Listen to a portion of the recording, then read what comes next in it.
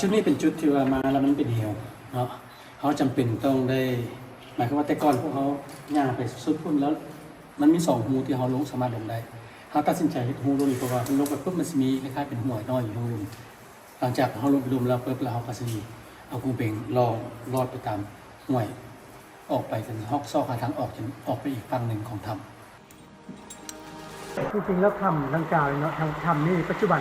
คนส่วนใหญ่ห้องว่าถ้ำน้ำลงแต่ว่าชื่อแท้ๆของถ้ำนี้มันถ้ำกาลง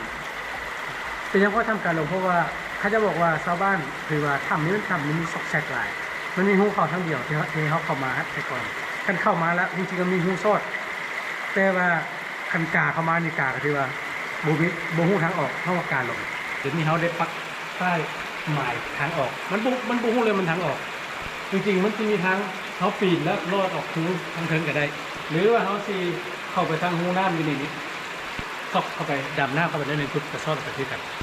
เนาะเพื่อซีออกไปอีกหูหนึ่งครับหูสีม่วงแล้วตัวนี้เนาะมันหูที่เห็นอยู่ในถ้ำลึกอยู่ในเขตขมวนเท่านั้นเนาะจริงๆแล้วปู่ชนิดนี้หันนักคนพวกถ้ำได้เจออยู่ในประมาณปี1990ปลายเวลาเขาจะมาสำรวจถ้ำอยู่ขมวนแต่เมื่อเราสูบดูเนาะ